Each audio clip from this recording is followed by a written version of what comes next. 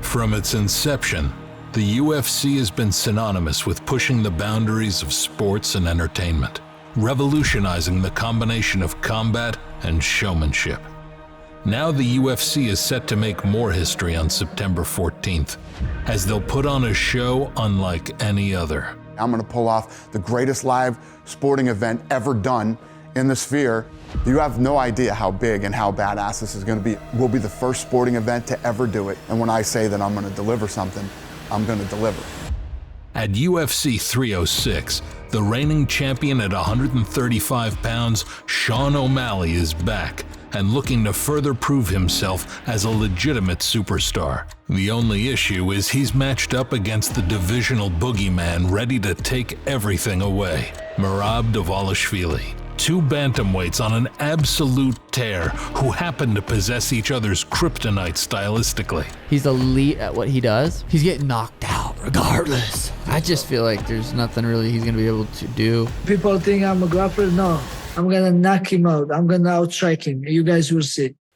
The co-main event features the next chapter in the long-standing rivalry between Alexa Grasso and Valentina Shevchenko, one of the most compelling rivalries in all of women's MMA. The parity between these two, they are neck and neck in every area of fighting. One of them is going to have to find a new trick up their sleeve.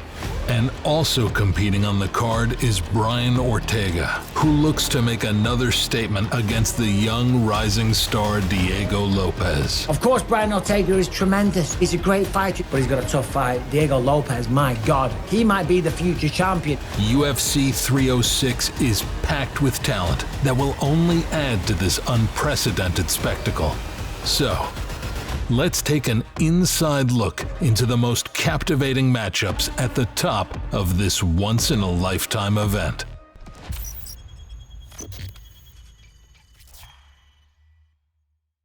For years, the UFC featherweight division has been one of the most exciting divisions in the sport. And for a decade, Brian Ortega has cemented himself as one of the more thrilling fighters in this weight class, with his dynamic and unique style. Brian Ortega is a finisher of the highest order, is one of the fan-friendliest fighters in the history of the UFC. When Brian Ortega is healthy and he's in these fights, he could beat anybody in the world. Brian Ortega's never out of a fight. He can strike with the best of them, has great jiu-jitsu, and he has that never-say-die attitude.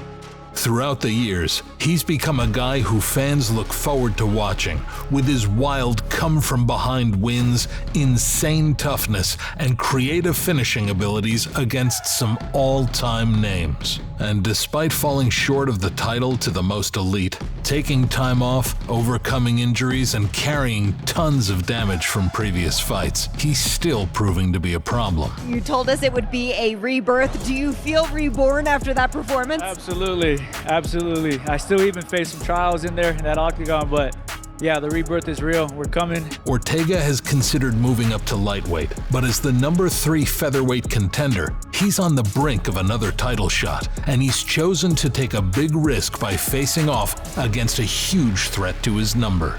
Diego Lopes has only been in the UFC since May of last year, and has seized every opportunity to quickly make a name for himself as a special talent who, like Ortega, possesses all the abilities that make an entertainer. He's so dangerous, man.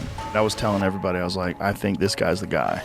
I think he's the next guy to emerge. I remember his first fight was like short notice against Mosvar. Yeah, I thought he won. It was very close, and Mosvar is undefeated, but Diego's scary. It's not just that he's good, he's fucking scary. He's intense. And from everywhere, like submissions, knockouts, and his fucking stand-up is horrific.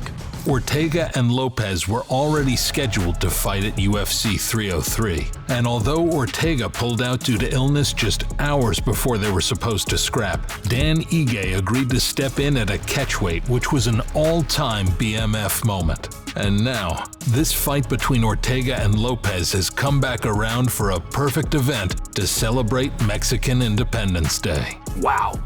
That is going to be a knockdown, drag him out. The consequence here is potentially massive to the winner. This is one that's going to test where I'm at. You got these hungry lions coming up and wanting to take your spot.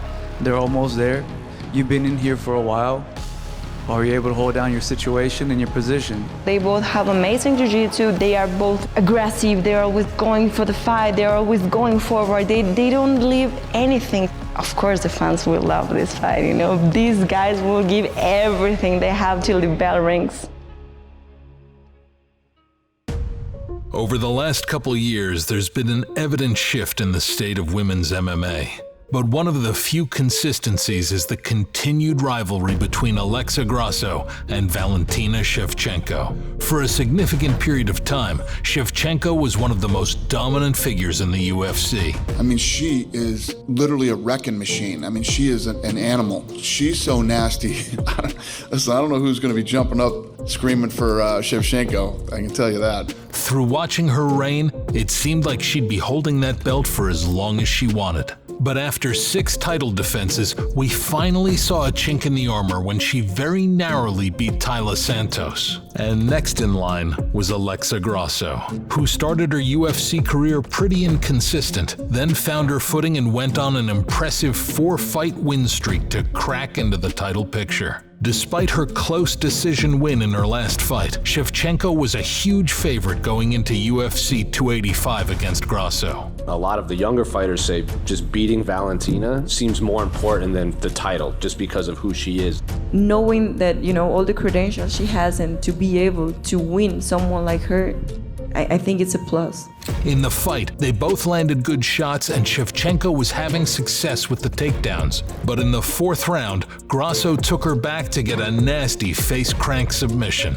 Alexa Grasso shocked a lot of people. She was a huge underdog in this fight. It's amazing what's happened at this flyweight division because it was not competitive and now all of a sudden it is. Naturally, there had to be a rematch, but this time it was a back and forth 5-round war that resulted in a draw. I completely know that it was a close fight, but I definitely think I won the fight. Do you feel like they need to fight a third time? You have to rematch. You have to do the rematch. We will rematch them. It's the right thing to do. It's the fight that needs to happen. On our hands 1 year after their last battle. These two are undoubtedly the best flyweights in women's MMA. They're so evenly matched and have the contrasting styles that make for such a compelling fight every time. And who knows, this fight at UFC 306 might not be the last in the rivalry. Grasso versus Valentina, such an important fight for just women's MMA in general. Like, this trilogy just sets the tone for so much that's going to move forward. Like we saw last time, they're going to have to add a tool to the toolbox, or we're going to see another fight that is just razor thin, and I flip a coin. Yeah. In the main event of UFC 306, the UFC's chosen one, Sean O'Malley, will finally go up against the divisional dark horse, Merab Dvalishvili. It's me versus Merab, it's time. It's a huge fight in the UFC, and it's very, very stylistically different fights. I'm a striker, he's a wrestler. He said he's gonna strike with me, probably because he can't wrestle with me. Listen, he's cocky. And I'm a hard worker, so he thinks he's gonna knock me out, but nobody knocked me out yet.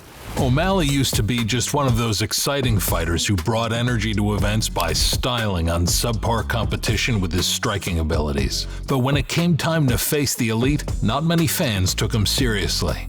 Even though he edged out a controversial decision win over Petr Yan, the fact that he held his own and had success against the most feared bantamweight at the time blew our minds. It makes it even sweeter, the story. Like, you know, I got to really show my heart. I had to dig deep. I had to go somewhere mentally, physically that I've never been before. And yeah, that's what happens when you fight the best guys in the world. Then he went up against Aljamain Sterling, who was supposed to be a stylistic nightmare, yet he made it look unbelievably easy and snatched the title, which made me rethink how good he actually was. Told everybody that he was a sniper, told everybody he was a sharpshooter, told everybody eventually he's gonna make a mistake and I'm gonna put him down, and then he goes out and does it. I mean, it was really something special. Then at UFC 299, he put on a clinic against Marlon Chito Vera in their rematch.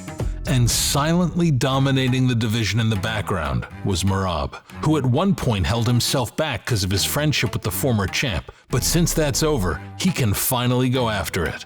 Although Merab isn't much of a flashy finisher, He's been drowning most of his opponents for 6 years straight, and he really emerged as a heavy threat to the title when he completely shut out Petr Yan.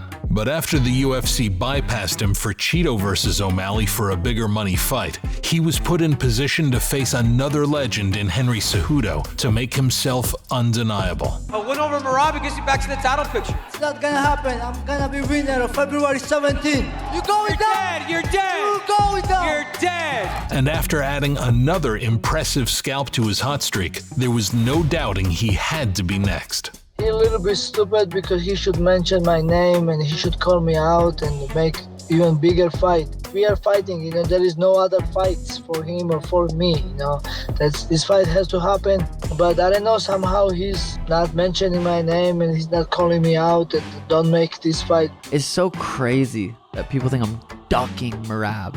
I don't get where they see like, yeah, Merab's a dangerous fight, very well could fucking beat me.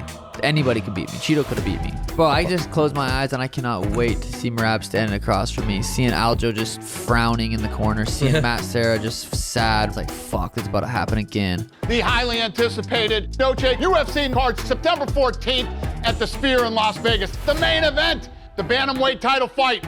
Sean O'Malley versus Merab. I talked to UFC. It's happening. The show is main event in the Sphere against Merab. I've had a feeling for a while. I was really pushing for the fight. Merab was pushing the fight. This shit's gonna be a fucking movie.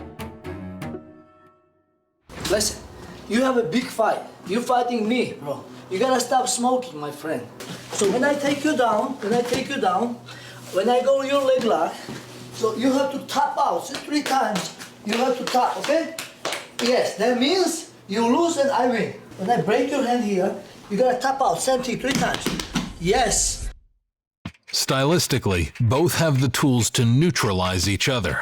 O'Malley's long reach and range control will create problems for Merab when trying to get in close. But if Merab does get a hold of him, it can get ugly. Merab, every time he fights, he gets better. You think he's going to beat him? You think he's going to beat him? He's the worst matchup for Sean. The worst matchup on paper for Sean in that division is Merab. If you have a chance to beat Sean, how would you beat him? You got to take him down, right? I would imagine. I don't think there's anybody in that 135-pound division that can deal with that height, that length, KO power, footwork, and movement. Merab won't get tired, and he'll be so adamant to get the takedown, which, with success, might break Sean eventually. But Sean has underrated defense, and if Merab isn't having as much success as he thought, it'll become predictable, and Sean uses angles so well to hit his opponents. And even when it comes to Merab, we already know going in that this is going to be a difficult fight. But we do know if Merab can get the takedown, the longer the fight goes, the better it is for Merab. And of course, what O'Malley possesses, very, very accurate right hand and left hand. Of course, those long kicks and his footwork that keeps him kind of at range. If you commit, you get pieced up. And Sean can fight going backwards, and he can fight going forwards as well. It's the in-betweens where you kind of got to get him, where you're trying to beat him on his feints. Merab has to find ways to get inside, or at least use the threat of the takedown to create openings on the feet. And Sean has to be ready for the unrelenting pace and wrestling, while keeping his footwork on point and control the range like he's familiar with to land big shots. I don't think Merab's going to be the one to test my wrestling. I truly believe I'm going to put his lights out very early. I believe if I find Merab's chin the way I was finding Cheeto's chin, the way I found Aljo's chin, I'm going to get him out of there. I'm just completely different.